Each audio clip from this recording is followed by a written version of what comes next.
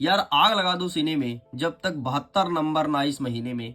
लोग मुझे कहते हैं कि कक्षा 11वीं के इकोनॉमी में सारे बच्चे कच्चे हैं। मैं बोलता हूँ एक बार बूस्टर डोज का धमाल तो देखो, यहाँ के सारे बच्चे बहुत अच्छे हैं।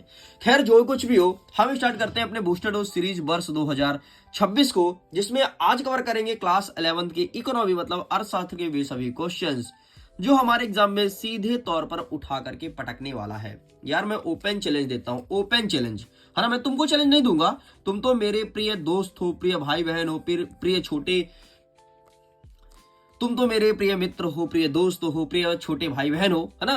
तो मैं तुम्हें चैलेंज नहीं देता हूं, मैं सीधे चैलेंज देता हूं एमपी बोर्ड को। यार तेरी औकात हो ना इस बूस्टर डोज से बाहर क्वेश्चन पूछ के तो बताओ। नहीं पूछ सकता मेरे भाई, पूरे पूरे क्वेश्चन यहीं से छपने वाले हैं और 100% आएगा।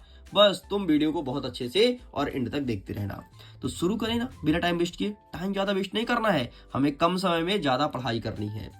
पहला नंबर कहता है कि अर्थशास्त्रीय आप क्या समझते हैं। हाँ भाई, इकोनॉमी क्या है ये पूछ रहा है, और सांख्यिकीय क्या है। ठीक है, इकोनॉमी और सांख्यिकी क्या है ये मैंने यहाँ पर शॉर्ट में लिख दिया है, तो ये चीज ध्यान रखना। मार्शल के अनुसार, है ना, वही मार्शल जिसमें बैठ के तुम जाते हो, है ना, मार्शल के अनुसार अर्थशास्त्र की परिभाषा लिखो और अर्थशास्त्र का कार्य भी बताओ। आखिरकार इकोनॉमी का कहाँ यूज होता है ना, मार्शल के अनुसार। मार्शल को याद रखना, इसी मार्शल में बैठ के तुमको गाड़ी चलानी है और गाड़ी बड़ी स्पीड भगानी है, क्योंकि एग्जाम है हमारा आज। नेक्स्ट कह रहा है प्राथमिक आंकड़ों की परिभाषा बताना है। क्या होता है प्राथमिक आंकड़े। एक काम करना यार, तू प्राथमिक और द्वितीयक दोनों आंकड़े को देख लेना और प्राथमिक समंको और द्वितीयक समंको को देख लेना। लेकिन लिटरली बता रहा हूं, प्राथमिक आंकड़ा तो तुम्हारे पेपर में रखा है, क्वेश्चन रखा है मतलब रखा है, तुम मिला लेना ना मेरे भाई। आगे बढ़ते हैं नेक्स्ट। अच्छे प्रश्नावली के गुण और दोष बताओ। अरे यही प्रश्न आएगा रे, सच कह रहा हूं यही प्रश्न आएगा, तू देख लेना। वर्गीकरण से क्या तात्पर्य है ना। डिवाइडेशन क्या होता है, जो वो बांटते ना, उसी बात कर रहा। वर्गीकरण से क्या तात्पर्य है। प्रश्नावली और अनुसूची में डिफरेंस बताना है। डिफरेंस, अच्छा एक चीज और मैंने बताना है यहाँ पे, शायद भूल गया। प्राथमिक आंकड़े और द्वितीयक आंकड़े में अंतर याद कर लेना यार, अंतर। ये आंकड़े मत छोड़ना, मत छोड़ना, मत छोड़ना, है ना। नहीं तो दिमाग में तो आएगा कि सारे यार मास्टर साहब ने बताया था बूस्टर डोज में प्राथमिक आंकड़े द्वितीयक आंकड़े में अंतर याद कर लेना, प्राथमिक आंकड़े द्वितीयक आंकड़े से प्रश्न आएगा। लेकिन भैया हम तो अपने रुतबे में थे, हम कहाँ सुनते हैं अपने मास्टर साहब की बात। नेक्स्ट कह रहा है कि बहुलक और बहुलक मध्यक के गुण बताना है। ठीक है, बहुलक क्या होता है, मध्यक क्या होता है। नेक्स्ट कह रहा है सांख्यिकी की परिभाषा दो। सांख्यिकी क्या होता है, इसका डेफिनेशन, इसका कार्य और इसका संगठक बताना है। ठीक है, नेक्स्ट कहता है मध्यिका की विशेषताएं और गुण लिखो। क्या होता है मध्यिका, इसकी विशेषताएं और गुण हमें बताना है। अच्छा भाई, मध्यिका बस नहीं पढ़ना है तुम्हें, बहुलक भी पढ़ना है, माध्य भी पढ़ना है। ठीक है, और इससे क्वेश्चन भी आएगा, सवाल, गणितीय सवाल। अरे वो डिब्बा इब्बा बना रहेगा यार, तुम देख लेना पेपर में, ऐसे डिब्बा रहेगा। ठीक है, बोल देगा कि इसका चलो समांतर माध्य ज्ञात करो। बाकी मैंने क्वेश्चन पेपर में सॉल्व कराया है, अगर देखे होगे तो बहुत अच्छी बात है, नहीं देखे हो तो और ही अच्छी बात है ना। चलो भाई आगे बढ़ते हैं कि मध्यिका व बहुलक में अंतर स्पष्ट कीजिए। क्या होता है मध्यिका और क्या होता है बहुलक, ये क्वेश्चन देखने को मिलेगा।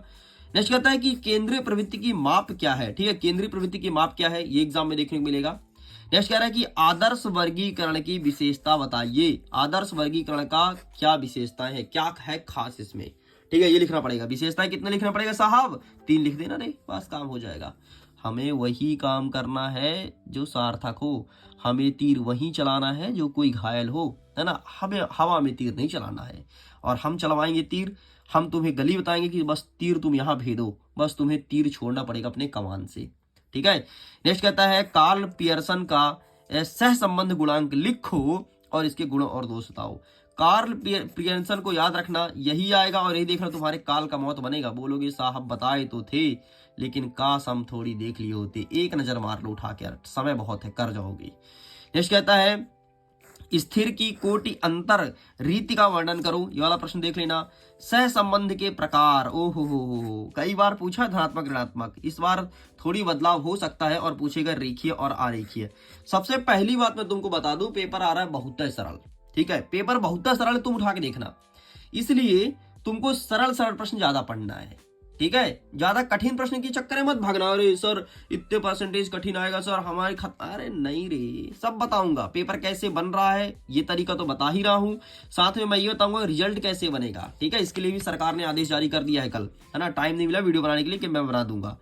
नेक्स्ट कहता है कि राष्ट्रीय आय का अर्थ और आयात प्रतिस्थापन क्या है। ठीक है, क्या होता है राष्ट्रीय आय, नेशनल इनकम, ठीक है, इसका अर्थ बताना है और आयत प्रतिस्थापन को डिफाइन करना है।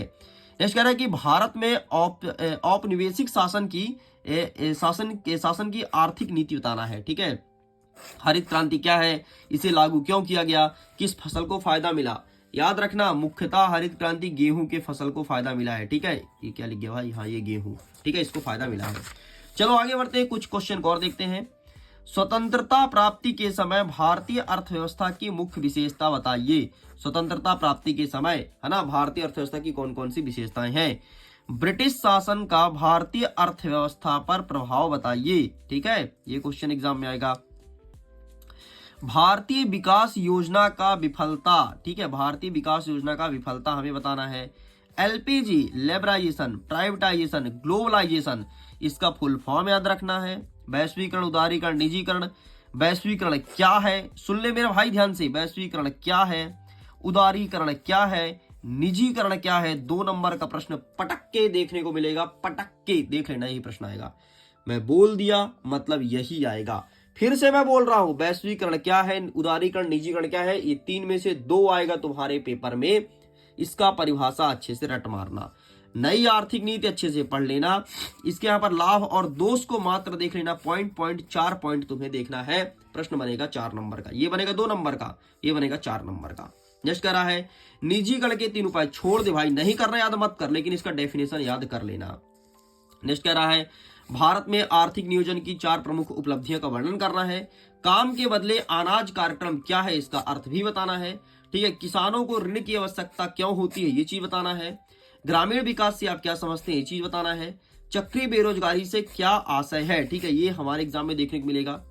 नेक्स्ट कह रहा है कि जैविक कृषि क्या है, यह धारणीय विकास को किस प्रकार से बढ़ावा देती है। जैविक कृषि क्या है, किस प्रकार से बढ़ावा देती है, क्वेश्चन तैयार करना है। नेक्स्ट कह रहा है कि शिक्षित बेरोजगारी को दूर करने का उपाय बताओ, है ना, क्या होता है शिक्षित बेरोजगारी, ये हमें अच्छे से याद करना है। नेक्स्ट कह रहा है मनरेगा योजना के 2 मुख्य बिंदु बताइए। मनरेगा, है ना, वो नाम सुने हो ना, क्या नाम भी यार उसका, मनरेगा का मैं नाम भूल रहा हूं, महात्मा गांधी रोजगार ग्रामीण गारंटी अधिनियम, हाँ वही मनरेगा, उसी की बात कर रहा हूं। ठीक है, कभी कभी सच में दिमाग से निकल जाता है कोई चीजें।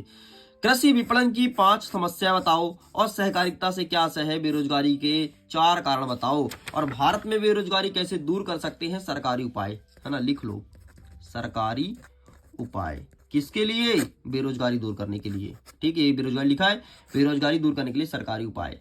ले मेरे भाई, इस प्रकार से पूरा का पूरा तेरा डोज, मतलब बूस्टर डोज होता है कंप्लीट। एग्जाम में तबाही मचाना है तो देख लेना।